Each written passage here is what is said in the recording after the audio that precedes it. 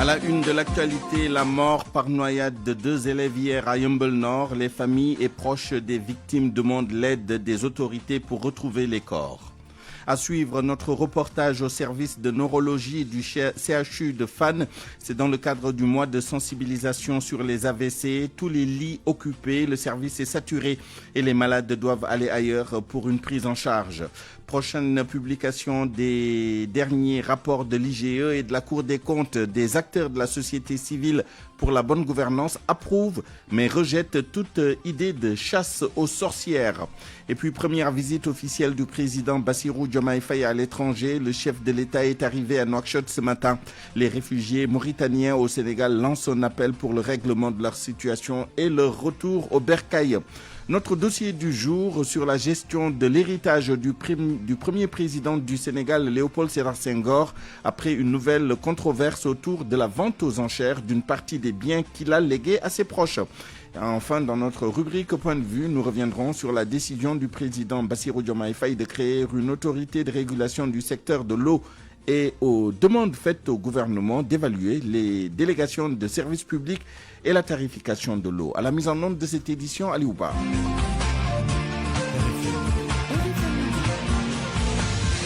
Souleymane Niang. Il s'appelle Fatou Seynabou-Si et Cher Samb, 2 élèves en classe de 4e. Ils sont morts noyés hier à la plage de la commune de Yeumbeul Nord. Les corps sont toujours introuvables. Les parents et proches qui ont entrepris des recherches demandent l'aide des autorités. Amina Taba a rencontré la famille ici à la plage de Gadaï.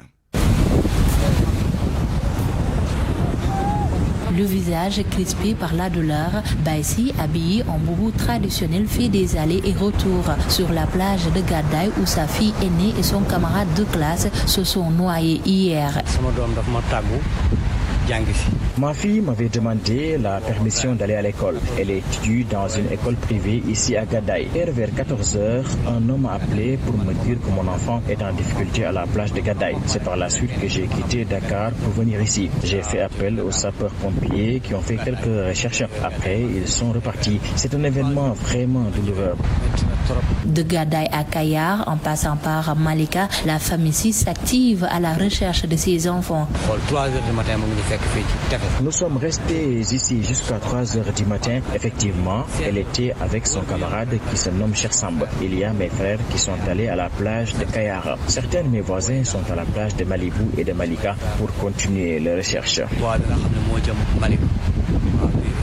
Les proches de ces habitants de Yeumbeul Sud sont également venus leur apporter soutien et réconfort. El Hacham. C'est avec beaucoup de tristesse que nous avons appris cette nouvelle. Nous ne pouvons pas avancer sur les causes de leur noyade, mais nous sommes vraiment peinés. Nous demandons l'appui des sapeurs-pompiers et autres pour retrouver ces enfants. La famille ici demande de l'aide d'où qu'elle puisse venir pour appuyer les recherches afin de retrouver le plus tôt possible les corps de ces 2 élèves en classe de 4e, en l'occurrence Fatou Seynabou-Si et Cher Samb. Aminata Bakar Massar, Radio Futurs Médias. Ce mois d'avril, mois de sensibilisation sur les accidents vasculaires cérébraux. C'est une opération connue sous le nom Afrique AVC Avril. Faisons un tour au service de neurologie de l'hôpital de Fannes. Aujourd'hui, les malades d'AVC sont obligés de retourner chez eux ou d'aller vers une autre structure faute de place. 30 lits pour 18 millions de Sénégalais. Les conditions d'hospitalisation sont très difficiles et les accompagnants de malades souffrent de cette situation. Reportage à Wambaye.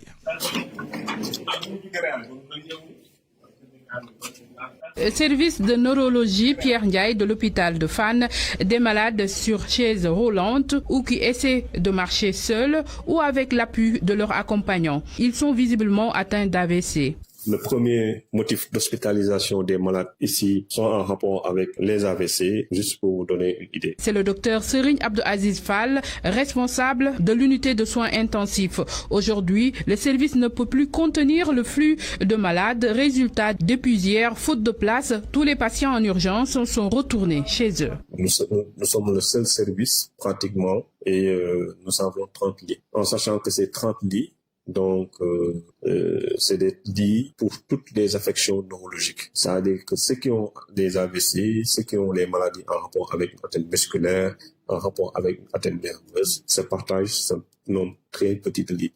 C'est pourquoi la preuve, donc beaucoup de patients qui présentent un AVC, nous sommes obligés de les libérer par manque de place.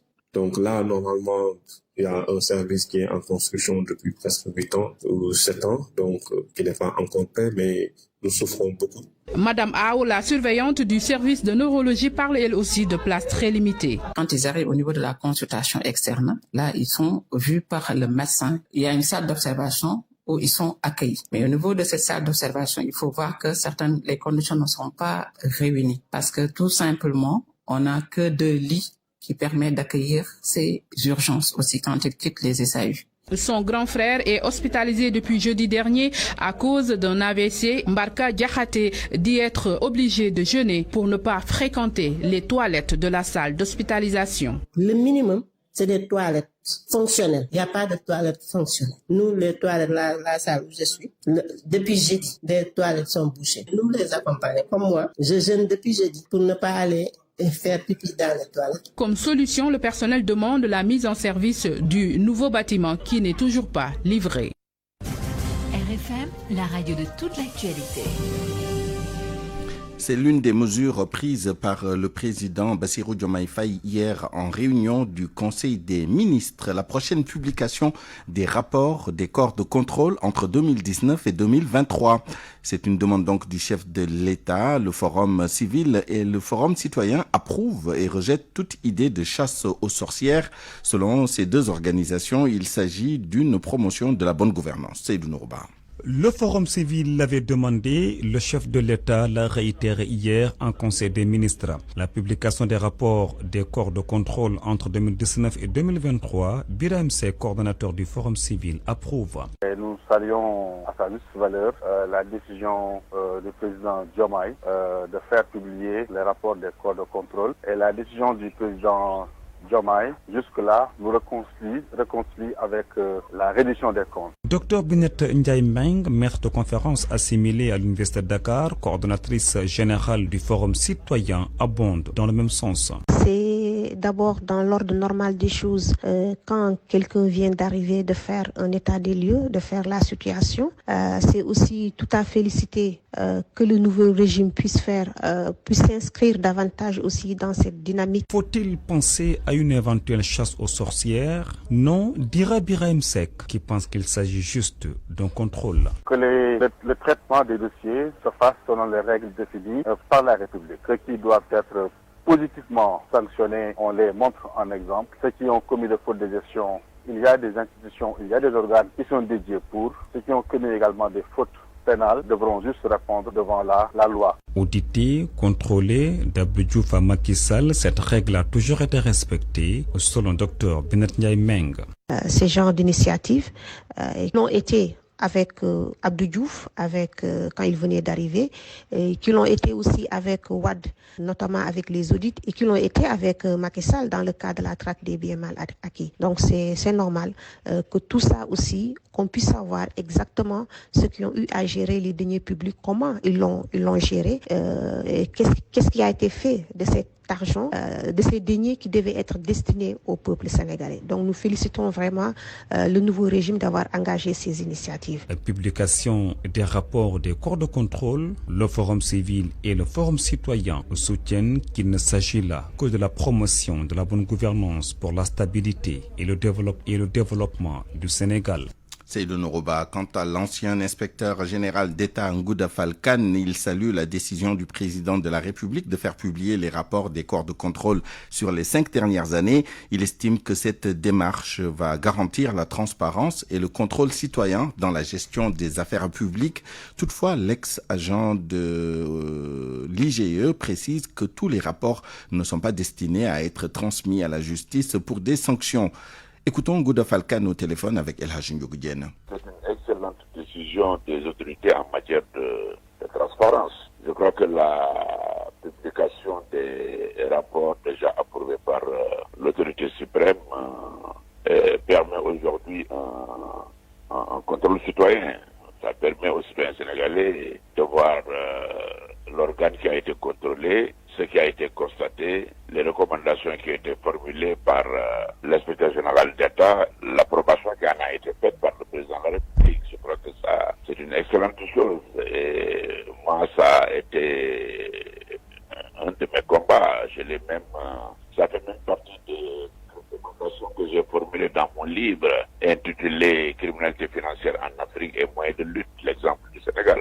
Je crois qu'en matière de transparence, c'est une excellente chose, je l'ai dit et je le répète, moi c'est ma position, que les citoyens puissent avoir connaissance, n'est-ce pas, des rapports qui sont publiés par l'inspection générale d'État. L'inspection générale d'État a fait un excellent travail, comme du reste la Cour des comptes, qui est une institution juridictionnelle de contrôle. Que vous pensez que tout rapport doit aboutir à la justice? Cela n'est pas juste. Il y a des recommandations qui peuvent, si elles sont approuvées, transformées en directives, aboutir à la justice. Il y a d'autres recommandations qui peuvent aboutir à des sanctions administratives. Il y a même des recommandations qui peuvent aboutir à des sanctions positives. L'inspection générale d'État peut constater un excellent travail qui a été fait au niveau de l'organe contrôlé. Autre décision annoncée hier en Conseil des ministres, la création d'une direction des affaires religieuses et de l'insertion des diplômés de l'enseignement arabe.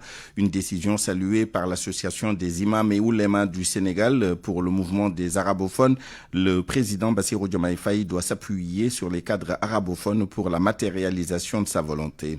C'est un dossier de Salimata Aou. La création d'une direction des affaires religieuses vient à son heure et cela permettra la prise en compte des préoccupations des religieux.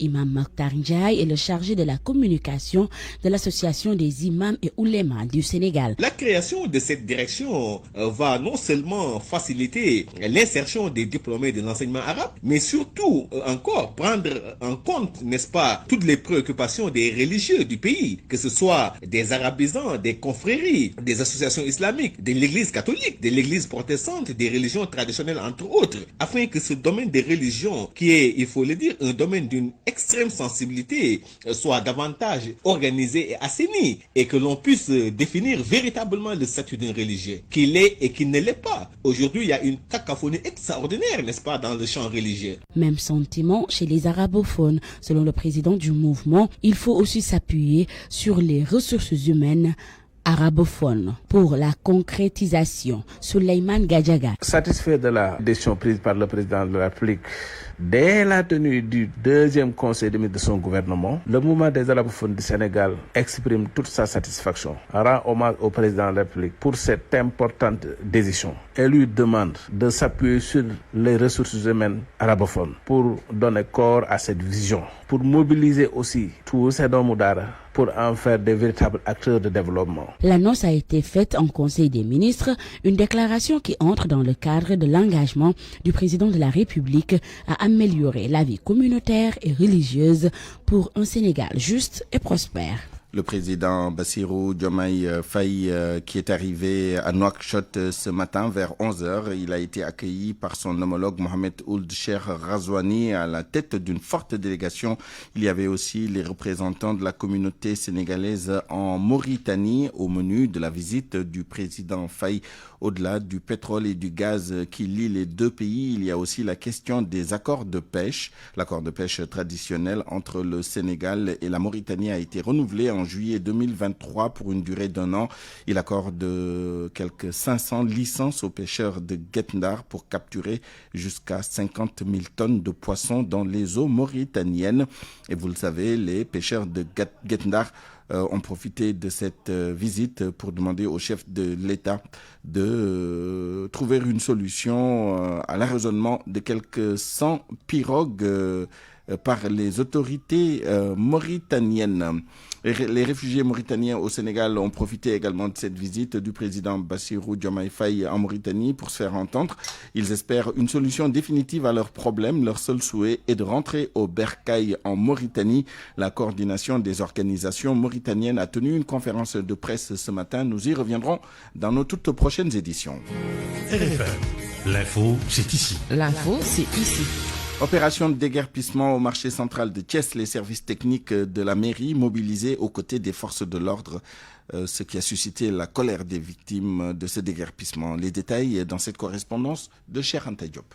Ils ont tout enlevé. Ils n'ont rien laissé sur leur passage. Les bulldozers ont agi pour mettre fin à l'anarchie qui prévaut au marché central de Thiès. Les forces de l'ordre, les agents de la mairie de Thiès-Nord se sont massivement mobilisés. Mamadou Diakhaté, adjoint au maire de Thiès-Nord. C'est après donc que les différents acteurs donc ont rencontré donc le maire et le conseil municipal pour en fait donc on a décidé donc de passer aujourd'hui donc à cette opération de désencombrement. Le suivi sera assuré, nous confirme Mamadou Diakhaté. Pour lui, la sécurité sera encore plus corsée devant les artères principales. Donc le chef de la sécurité départementale nous a rassuré avec ses différents services de nous envoyer des éléments qui vont être ici donc quotidiennement.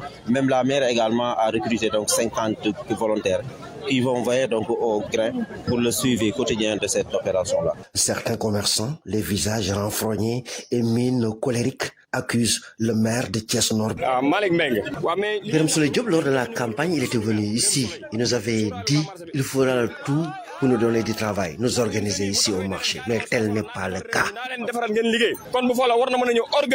La tension est vive. Mais les autorités comptent aller jusqu'au bout pour désengorger le marché. RFM Thiès, Cheikh Anta Diop.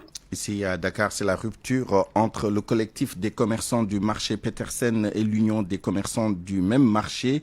Les premiers accusent les seconds de mauvaise gestion et de pratiques malsaines. Évidemment, nous reviendrons sur ce sujet avec les deux parties dans nos toutes prochaines éditions. Allons maintenant à Ziguinchor, où le comité régional de suivi et d'harmonisation des interventions en matière de déminage et de réinsertion économique des déplacés a procédé à l'évaluation de son plan d'action pour l'exercice 2023. Il ressort de la rencontre que la question du déminage demeure toujours une surpriorité et l'exécution se heurte souvent au coût jugé élevé des opérations. Le gouverneur qui a présidé les travaux appelle à une mobilisation des partenaires pour boucler l'enveloppe de 13 milliards de francs CFA nécessaires pour la dépollution des terres. Les élus des zones impactées par le conflit ont, eux, fait un plaidoyer pour le portage institutionnel de la question de l'état civil dans le plan d'action. Lamine Ba. Sur la liste des objectifs que s'était assigné le comité de suivi et d'harmonisation des interventions en matière de déminage et de réinsertion figurait la poursuite des opérations de dépollution des terres. À l'heure de l'évaluation, le constat fait état d'une situation à la traîne du fait du coût très élevé des opérations. Le gouverneur de Ziguinchor exhorte les partenaires du Sénégal à participer à la mobilisation des 13 milliards nécessaires à l'accomplissement de cet objectif.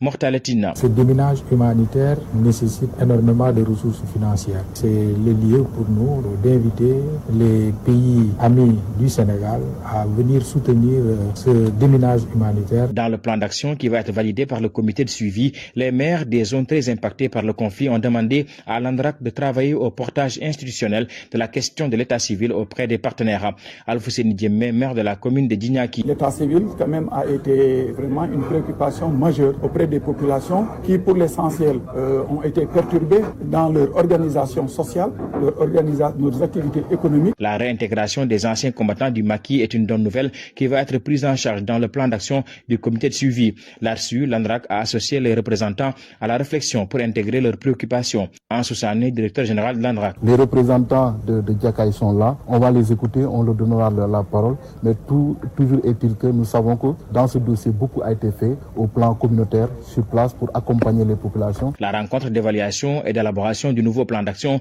enregistre la présence de représentants diplomatiques des pays partenaires du Sénégal. La démarche vise à les imprégner des priorités dans la réinsertion et le déminage humanitaire. Lamine Ba, Ziguinchor, Radio Futur Média. 12h19. Les négociations entre l'État du Sénégal et la maison de vente des biens de Léopold Sédar Senghor en France toujours en cours. La vente de la bibliothèque du président poète riche de plus de 300 ouvrages dédicacés a été suspendue pour 2 semaines. En attendant un accord entre les deux parties, l'on s'interroge dans ce midi sur la politique de préservation du patrimoine du président Léopold Sédar Senghor. Un dossier réalisé par Anna Rocha. Dr Malik Ndiaye, directeur du musée Théodore Monod de l'IFAN, se félicite de la décision de l'État de suspendre encore une fois une vente aux enchères de biens ayant appartenu au président Léopold Sédar Senghor. C'est un patrimoine important qu'il faut à tout prix préserver, explique le spécialiste des questions de patrimoine. C'est c'est un patrimoine très important parce que Léopold Sédar Senghor, c'est pas n'importe qui, et représente une page importante de l'histoire du Sénégal. Donc ce patrimoine doit se trouver aujourd'hui au Sénégal, dans nos musées, dans nos archives, accessible à des générations de Sénégalais et d'Africains. C'est un patrimoine donc important pour la recherche, pour comprendre la vie et l'œuvre des grands hommes comme Léopold Sédar Senghor. C'est important pour l'éducation. En l'espace de 6 mois, c'est la deuxième vente suspendue in extremis par les autorités sénégalaises. Le président de l'ONG Afrique Patrimoine trouve cette situation déplorable. Sali Alassane Thiam. On a certes réussi à arrêter cette vente aux enchères, à la suspendre, mais on doit se remettre en question et dire quelle politique particulière on doit mettre en place pour protéger nos patrimoines. Il y a des réflexions profondes qui ont été menées là-dessus par notre ONG depuis plus de 4 ans. Et du coup, on ne doit pas vivre cette situation en 2024, qu'on nous dise que le père fondateur de la nation, le grand poète président Senghor, voit sa bibliothèque être éparpillée dans le monde. L'héritière des Senghor doit aujourd'hui payer 60% de cet héritage au fisc français.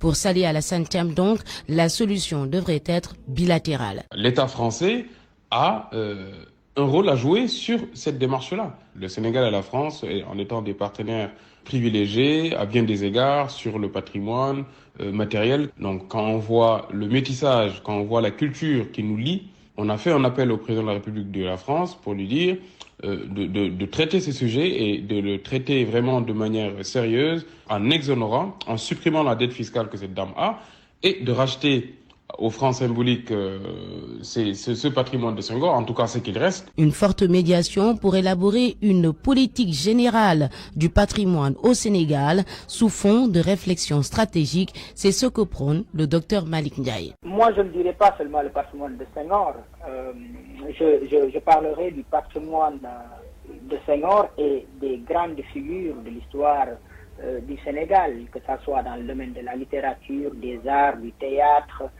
Le regard que je porte, c'est qu'il faut une forte médiation pour une compréhension sérieuse de l'apport du patrimoine dans nos politiques culturelles, économiques et d'ailleurs sociales. Nous devons avoir, de ce point de vue, une politique générale du patrimoine claire, nette et concise, qui ne soit plus dans la réactivité, dans la réaction, dans l'après-coup, face à l'hémorragie de nos ressources culturelles. La vente de la bibliothèque des Senghor à Caen est suspendue depuis 3 jours pour une durée de 2 semaines et jusqu'ici, toujours pas d'accord. RFM. L'actualité internationale. Le journal Inter, Georges Détiédio, bonjour.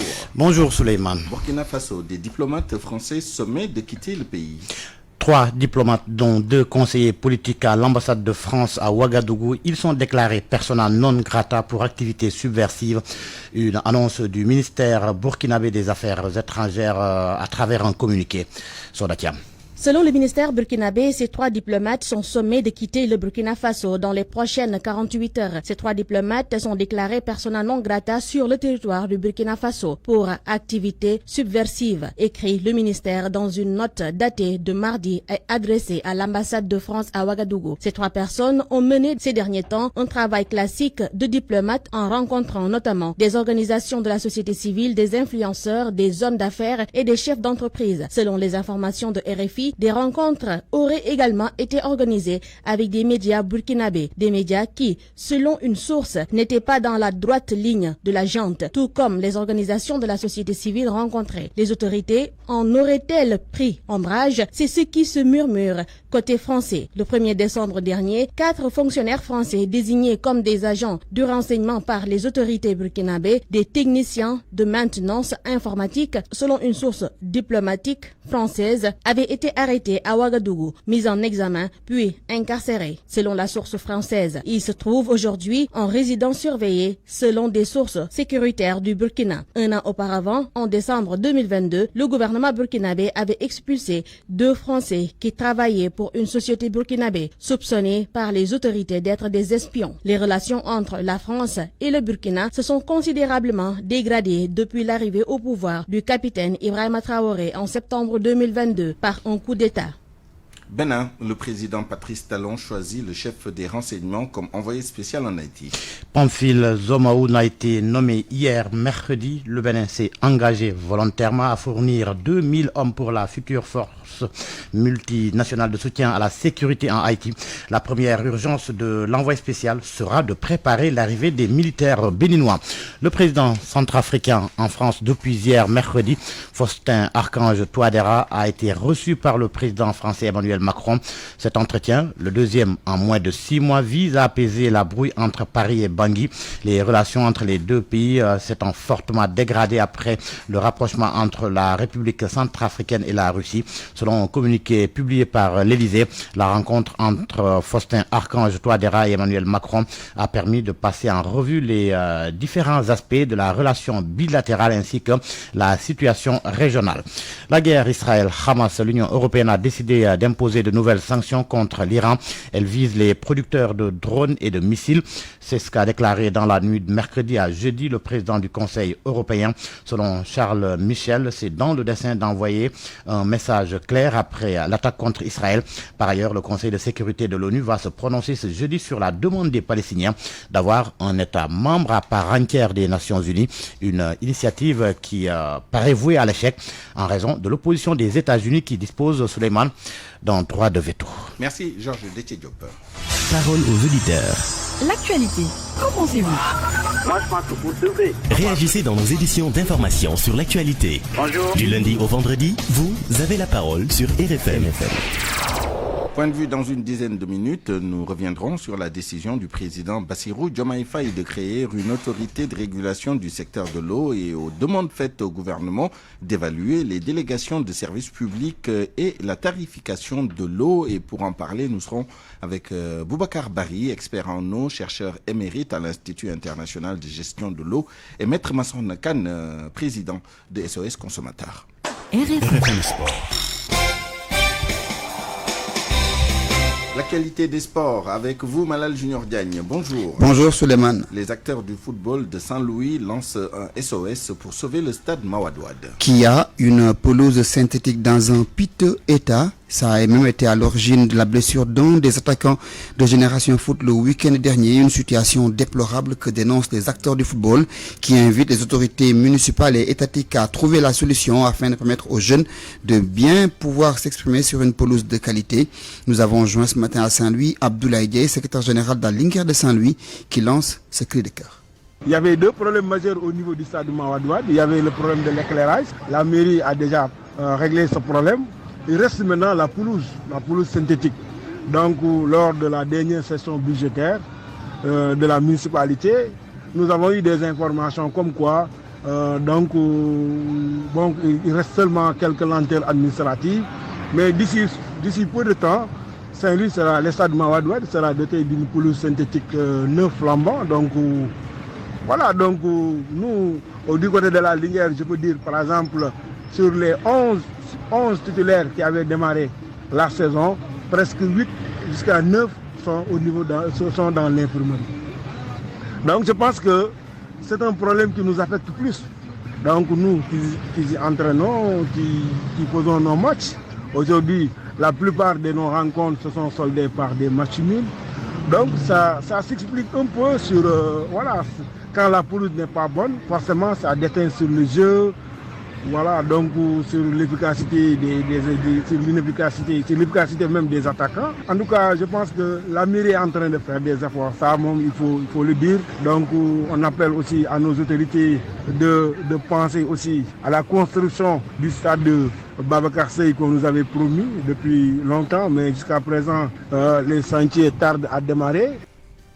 Parlons des Jeux Olympiques de Paris, c'est dans une centaine de jours. La Fédération de Taekwondo du Sénégal tient ses représentants. Ces deux représentants qui ont validé officiellement leur participation à ces Jeux Olympiques prévus en France à Paris, contrairement à la Fédération sénégalaise d'athlétisme qui espère encore avoir de nouveaux qualifiés. Sodecham a joint les fédéraux du Taekwondo, mais également les responsables de la Fédération sénégalaise d'athlétisme pour faire le point avec eux. Actuellement, 5 athlètes seulement ont déjà décroché leur ticket pour les JO de Paris 2024. Louis-François Mendy sur les 110 mètres est le seul Sénégalais déjà qualifié pour l'athlétisme. Mais El Hadj Amadou Diaba, médaillé olympique, espère voir d'autres se qualifier. Louis-François est parti en France hier, exactement même, pour aller se préparer, faire des compétitions de haut niveau pour la grande préparation. C'est difficile pour nous, athlètes, d'avoir un seul athlète. On aimerait avoir beaucoup plus. Nous pensons peut-être avoir d'autres athlètes qualifiés sur le ranking.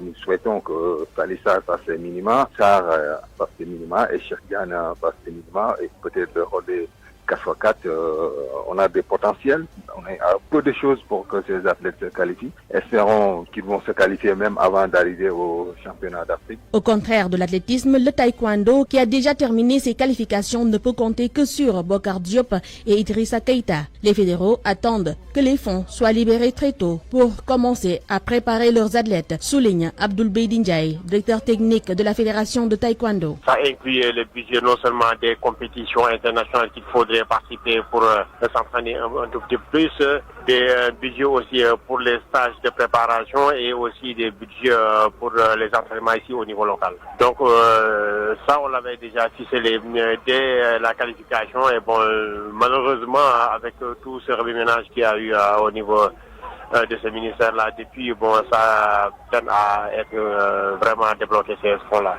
À part l'athlétisme et le taekwondo, le canoë-kayak a aussi 2 athlètes déjà qualifiés. Il s'agit de Kombesek et de Yves Bourris. Cette liste des athlètes sénégalais pourrait s'élargir avec les championnats d'Afrique prévus au mois de juin. Ligue Europa de football pour finir, on joue les quarts de finale ce soir. Avec l'AS Roma qui reçoit l'équipe de l'AC Milan, l'Atlanta de Bergame qui reçoit en Italie Liverpool qui avait perdu à domicile 3-0.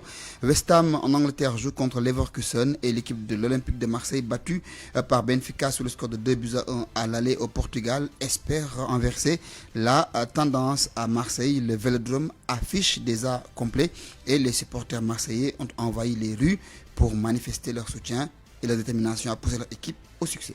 Merci Mal Junior Gagne. L'autoroute de l'avenir vous offre votre revue de presse. La revue de presse signée Georges Déthié Diop. À la recherche de cafards, Bassirou Diomaye Faye fouille la gestion de son prédécesseur à la tête de l'État. Oui, il fouille la gestion de Macky Sall comme l'indique Enquête. En effet, selon le journal, le nouveau président a demandé la publication des rapports de l'IGE, de la Cour des comptes et de l'OFNAC. L'info renchérit que Bassirou Diomaye Faye a ordonné hier en Conseil des ministres la publication des rapports de la Cour des comptes, de l'Inspection générale d'État et de l'OFNAC de ces 5 dernières années. Ce n'est pas tout. L'observateur fait état du contrôle des services de la présidence et de l'évaluation du contrat d'affermage SONES-SEN'EAU. Ainsi, le témoin affirme que Diomaye imprime déjà sa marque pour Réumi Quotidien. BDF lance le début du projet. Selon l'info, la machine s'emballe. L'AS, lui, indique que Diomaye expose les cafards de l'ancien régime, alors que Walf Quotidien croit savoir que Diomaye lève le coude de Macky. À la page de titre de Vox Populi, Diomaye fouille partout, des audits lancés tous azimuts.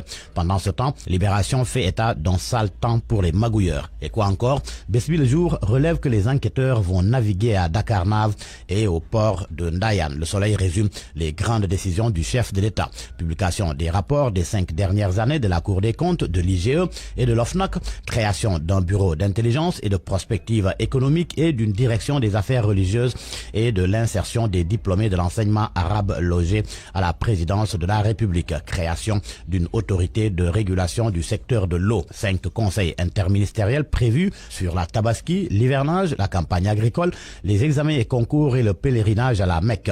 Commentaire de Sucré Salé dans le quotidien. Les nouvelles autorités échafaudent leur stratégie de gouvernance. Il s'agit de plans dans le projet considéré comme le nouveau référentiel du pouvoir Faye et Sonko. Selon le confrère, il y a des audits, des évaluations et des orientations pour arriver à construire une ossature pour une transformation systémique du système. Pour l'instant, relève le confrère, il faut connaître les grandes lignes qui sont encore statiques. Le quotidien qui informe par ailleurs que le FMI, le Fonds monétaire international, a demandé à l'État de revoir sa copie. C'est à propos du budget 2024. Les raisons, selon le journal, sont liées à l'absence de recettes issues du pétrole. Les prévisions portées sur 327 milliards. À la une du journal Sud Quotidien, contrat pour l'exploitation des chantiers de réparation navale, l'autorité de régulation de la commande publique ordonne la suspension de l'attribution. On n'a pas encore fini d'épiloguer sur les contrats et autres décisions prises par l'ancien président de la République à quelques jours seulement de son départ du palais, après l'affaire du décret de nomination du président de la Cour suprême annulé illico par le président Diomaye Faye. C'est l'attribution de la concession Dakarnave pour 25 ans à une société turque en mode fast-track qui vient encore d'être cassé par l'autorité de régulation de la commande publique dans sa décision du 12 avril dernier, dont Sud Quotidien dit détenir copie. Une victoire du groupe d'Amen Atmar Maritalia, d'autant plus que le chef de l'État a donné des instructions pour que la lumière soit faite sur cette affaire aux allures d'un scandale. Un coup d'œil dans Source A. Il est question de la démission de Marème Kane Diallo du département de la formation et de la coopération après la nomination de Khady Diène Gaye à la tête du ministère des Sports. Querelle de femmes s'exclame Source A, qui nous apprend que dans le département de la formation et de la coopération, les deux dames n'ont jamais accepté de partager l'ascenseur. Au moment des faits, Madame Diallo était de la hiérarchie A3 alors que l'actuelle ministre Madame Khady Diène Gaye était déjà de la hiérarchie A entre 2009 et 2015. Du coup, la nouvelle ministre ne pouvait pas accepter d'être dirigée par une moins gradée et qui en plus venait d'être affectée au ministère. Plus tard, elle avait écrit une lettre de protestation au ministre d'alors, Matarba, avant d'être mutée comme chef de service des sports de la région de Dakar. Madame Khady Diène Gaye, bombardée successeur de Mame Mbaye Niang, Madame Diallo a préféré à son tour ne pas exercer sous ses ordres. Des médiations auraient été même entreprises par Mbagnick Ndiaye, ancien ministre des Sports, entre autres personnalités, mais Madame Diallo est restée sur sa décision de quitter le navire. Les sports pour boucler à la une de Record, Ligue Europa, Marseille, Benfica à 19h. Pour Iliman, ça passe ou ça casse. Liverpool condamné à l'exploit à Bergame. Ligue des Champions, quart de finale retour, le coup parfait du Real à l'Etihad. Même sujet à la première page du journal Stade. Ligue des Champions, car retour, le Real l'a fait, Bayern passe face à Arsenal. À vos kiosques et bonne lecture. L'autoroute de l'avenir vous a offert votre revue de presse. Parole aux auditeurs. L'actualité, qu'en pensez-vous? À 12h37, bienvenue dans notre rubrique Point de vue. Nous allons parler de la série de décisions et instructions du chef de l'État Bassirou Diomaye Faye hier en Conseil des ministres relativement au secteur de l'hydraulique. Et pour en parler, nous sommes avec M. Boubacar Bari, expert en eau, chercheur émérite à l'Institut international de gestion de l'eau. Boubacar Bari, bonjour. Bonjour. Nous sommes également avec Maître Massokhna Kane, président de SOS Consommateurs. Bonjour Maître Massokhna Kane. Bonjour à tout le monde et bonjour à vos auditeurs. Merci à vous. Le président Bassirou Diomaye Faye qui a demandé au Premier ministre d'organiser un conseil interministériel sur l'hydraulique et de lui faire des propositions, notamment un programme intégré sur l'accès à l'eau, mais surtout il a demandé l'évaluation de la tarification de l'eau et l'évaluation de tout ce qui touche à l'affermage du service public de l'eau, en général des délégations de services publics. Il s'est adressé au Premier ministre, mais plus spécifiquement au ministre en charge de l'hydraulique, en lui demandant de cibler notamment le dernier contrat conclu entre l'État du Sénégal et un partenaire privé pour le dessalement de l'eau.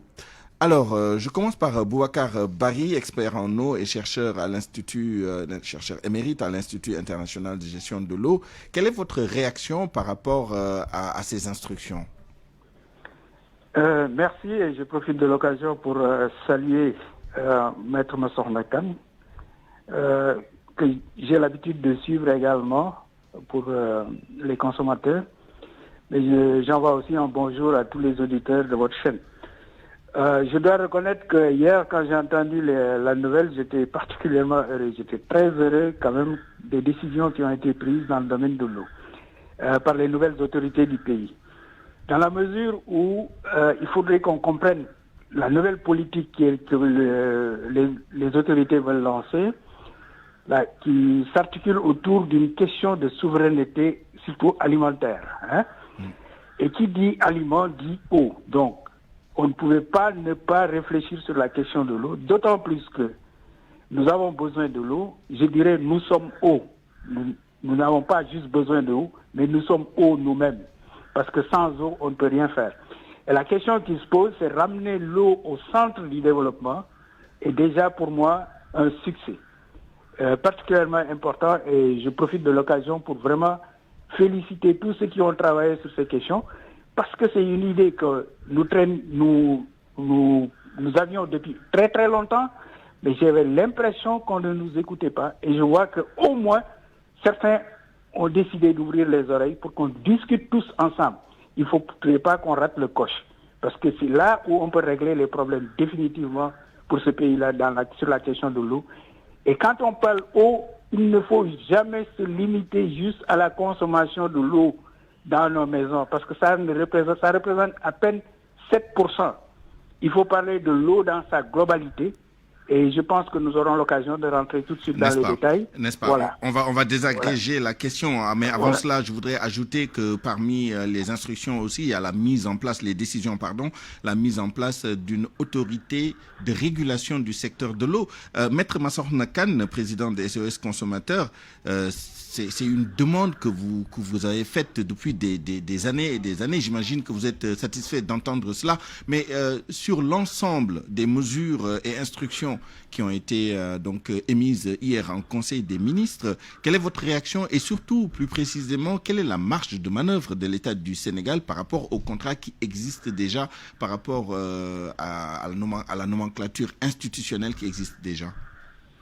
Oui, merci. Permettez-moi d'abord de saluer Boubacar Barry. M. Barry, expert, et de dire que je suis, comme lui, très très heureux des nouvelles que nous avons eues à la suite du Conseil des ministres d'hier. Parce que le problème de l'eau, c'est vital, c'est capital pour les populations. L'eau n'est pas une denrée ordinaire qu'on vend, c'est un droit humain, c'est un droit de l'homme. C'est-à-dire, même quand les gens ne payent pas, ils doivent avoir de l'eau. Ça, c'est un. Ensuite, il y a le monde rural qui souffre le plus encore de ces questions d'eau, et c'est bien qu'on ait pris la décision de mettre un régulateur, c'est fondamental pour examiner toutes ces questions d'affirmation. Alors, en ce qui concerne principalement cette eau, nous avions dit depuis très longtemps, et je salue au passage M. Mignane Diouf du Forum social, qui a abattu un gros travail sur ces questions de l'eau, parce qu'en 2019, nous avons demandé des enquêtes. Parce que quand on a attribué le truc à Suez, on a vu qu'il y avait un conflit d'intérêts entre Suez, qui était en train de construire KMS3, et Suez, à qui on voulait donner le fermage de l'eau, à la place de SDE. Nous avons soulevé des questions, nous avons écrit. Nous avions à l'époque demandé qu'il y ait d'abord qu'on nous réponde à des questions. Pourquoi on avait choisi Suez, qui était de 50 milliards plus cher que SDE, qui avait moins d'expérience en matière de distribution d'eau, parce que Suez voulait donner le mètre cube d'eau à 298,5 francs à la place de SDE, qui disait 286,9 francs. Donc il y avait près de 50 milliards de gap. Ensuite, SDE avait plus de 20 ans d'expérience en matière de distribution d'eau, alors que Suez n'était connu que pour la construction d'usines qui était en train de faire KMS, quoi. Donc c'est bien, parce que nous avions demandé au comité de règlement des conflits de l'ARFP de faire une enquête sur cette attribution-là. Et c'est bien qu'on ait remis en cause cette affaire. Parce que nous tous, avec le Forum social, nous étions inquiets, nous avions dit qu'il y avait un conflit d'intérêts et qu'il y avait un soupçon de corruption à l'époque. Ça, c'était en 2019 qu'on le disait déjà. Donc c'est bien que maintenant, que l'État du Sénégal décide non seulement de mettre un vrai régulateur pour l'eau, mais d'enquêter, de remettre en cause, de revoir cette attribution de contrat de fermage de l'eau à Sen'Eau. Alors, deux choses pour vous, maître. D'abord, il y a un contrat de concession. Qui dit contrat, évidemment, un contrat, on peut le casser, on peut l'amender, on peut changer les termes dans une certaine mesure. Encore faudrait-il avoir le contrat, parce qu'il me semble que le contrat d'affermage, pour l'instant, personne, à part les initiés, ne sait où il se trouve, mais quel en est le contenu. Ça, c'est d'un. Et de deux, est-ce qu'on risque pas de trop se concentrer sur Sen'Eau et oublier les fermiers des zones rurales? On a entendu tous les problèmes qu'il y a sur presque tous les périmètres, et particulièrement sur le périmètre Thiès-Diourbel et sur le périmètre du Sénégal, du centre du Sénégal, avec Aquatech et Flexo. Ah oui, vous avez parfaitement raison. Le gros problème, la grosse urgence, évidemment, c'est l'eau, mais l'urgence des urgences, c'est l'eau dans le monde rural. Récemment, à Ngodiba, dans le Kaffrine, il y a eu des paysans, il y a eu des populations qui ont été privées d'eau. On a coupé l'eau dans plus de 200 concessions. Avec la gendarmerie à l'appui qui accompagnait les gens de Flexo pour couper l'eau. Les gens sont battus avec les populations, on les a gazés, on en a arrêté. Et nous, on est intervenus, heureusement, les autorités, notamment le gouverneur, je crois qu'il s'appelle Elhadj Bouya Amar, et les autres sont intervenus pour calmer les choses en attendant. Parce qu'il n'est pas normal que l'eau coûte plus cher dans le monde rural qu'en ville. Comment on peut comprendre que les gens du monde rural, qui ont un pouvoir d'achat plus faible, payent l'eau plus cher et de moindre qualité encore? Entre 200 et 250 le mètre cube. Donc il y a à boire et à manger, et c'est heureux que les pouvoirs publics mettent le focus sur ce problème de l'eau et surtout sur le problème de la concession. On ne dit pas qu'il faut casser la concession, mais il faut la sortir, elle va sortir. Il faut la revoir. Si je prends un exemple, le règlement de service de Sen'Eau, où on dit que, par exemple, mais il y a des clauses abusives qui sont là-dedans, et pourtant c'est ça qui est applicable. Et à l'époque, nous n'avions pas été consultés. Et j'espère que cette fois-ci, tout le monde sera consulté, y compris les associations de consommateurs, qui sont très, très documentés sur la question. Et les experts aussi, parce que on idéalise un peu la SDE, mais la SDE, à la sortie, le problème qu'on a eu, c'était quand même la valeur résiduelle du patrimoine. L'État du Sénégal a payé des sommes astronomiques parce qu'il y avait un mode de comptabilisation qui a fait que finalement, on a casqué fort pour se défaire de ce contrat-là. Alors, Boubacar Bari, vous disiez tout à l'heure effectivement qu'il ne faut pas se concentrer uniquement sur l'eau potable consommée dans les ménages et que voilà, il y avait d'autres usages de l'eau, notamment la production, l'agriculture, etc. Je vous laisse développer sur cette question. Quels sont les enjeux, sur quoi il faut porter le focus pour ne pas se tromper à l'avenir? Merci, M. Niang. Ce que je voulais dire, c'est d'abord, je veux rassurer les Sénégalais que le pays ne souffre pas de problème d'eau réellement. Nous avons la ressource. Nous avons la ressource. Les projections qui ont été faites jusqu'en 2050 montrent que le Sénégal n'est pas un pays stressé. C'est-à-dire un pays où la rareté est physique. Parce qu'il y a deux types de rareté dans le domaine de l'eau. Il y a la rareté physique, c'est quand la ressource n'existe pas, c'est comme en Afrique du Nord, où ils ont pompé toutes les nappes qu'ils avaient pratiquement dans certains des pays, comme la Tunisie, ou dans nos pays, nous, la rareté, elle est économique. Ça veut dire que nous avons la ressource, mais nous n'avons pas les ressources pour l'exploiter. Donc, ce qui veut dire que un peu de volonté, nous serions capables de ramener l'eau dans chaque domicile du Sénégal, et ceci sans problème. Mais comme dit Maître Massokhna Kane au départ, il faut qu'on revoie tous ces contrats-là qui existent auparavant, qui ont été signés, comment elles ont été signées, dans quelles conditions elles ont été signées, qu'est-ce qui se cache derrière quoi, parce qu'il est inexplicable que le prix de l'eau au Sénégal, la facture d'eau au Sénégal soit parmi les plus élevées de la sous-région. Ça tout comme l'électricité d'ailleurs. Voilà, ça n'a aucun sens du tout. Ça, il faut qu'on nous l'explique. Et pourquoi aussi je demande j'applaudis des deux mains. Honnêtement, je suis très heureux depuis hier.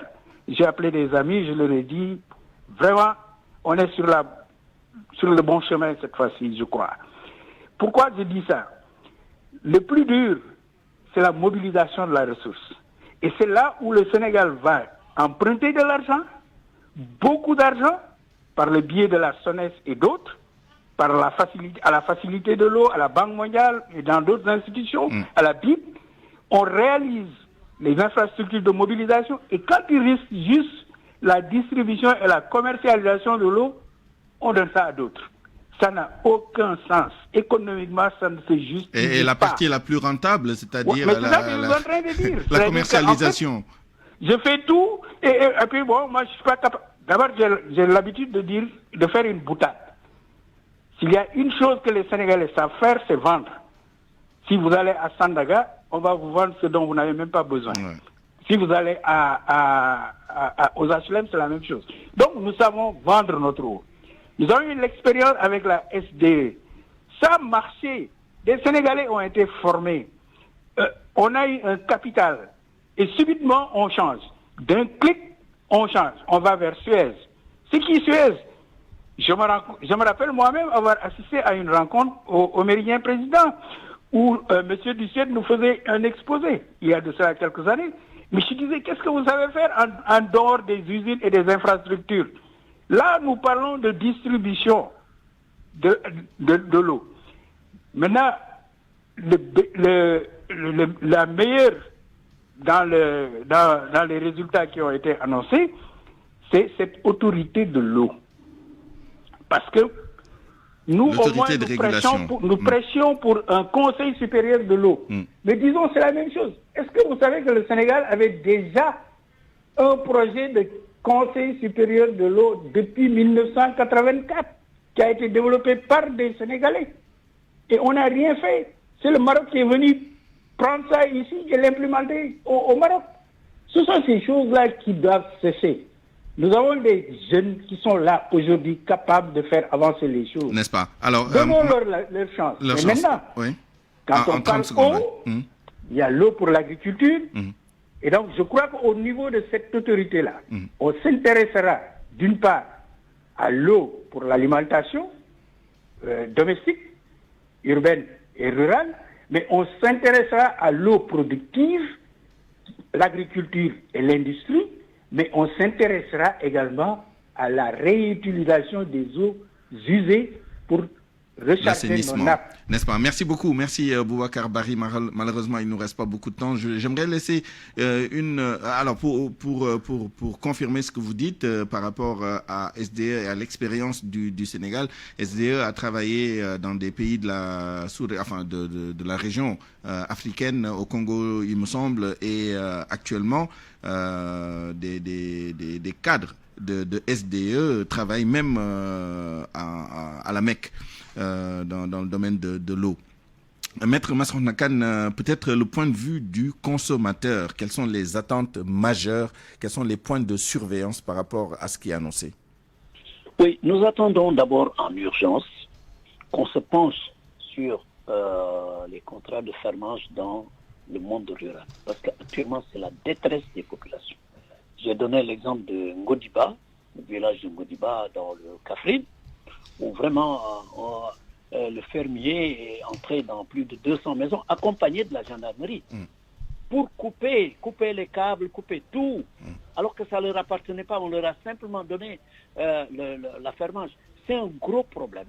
Et je suis sûr, j'en ai déjà discuté, touché un mot avec le nouveau ministre, M. Cheikh Tidiane Dièye, je suis persuadé qu'ils vont faire une super priorité sur l'affermage dans le monde rural, et aussi avec l'organe de régulation, la haute autorité de régulation. Nous pensons que les consommateurs seront impliqués, parce que techniquement, nous avons beaucoup à dire, et ainsi le professeur Bari, qui nous a fait un peu l'historique, il faut revoir à fond cette question d'eau. Et nous sommes persuadés qu'avec les mesures qui viennent d'être prises, on est sur la bonne voie. Merci. Merci, Maître Massokhna Kane. On vous retrouvera tous les deux dans la version Wolof de ce débat dans un peu moins d'une heure. C'est la fin de cette édition à 12h54. Je vous remercie de l'avoir suivi. Merci à toute l'équipe qui l'a préparé et réalisé. À la rédaction en chef Elhaj Ndiogoudjen, chef d'édition Awambaï, à la mise en onde Aliouba, Maïssa Mbaye au digital, à la production Abdou Thiam. À 13h, vous avez rendez-vous avec Barthélémy Ngom pour le grand journal en Wolof. Excellent après-midi, au revoir.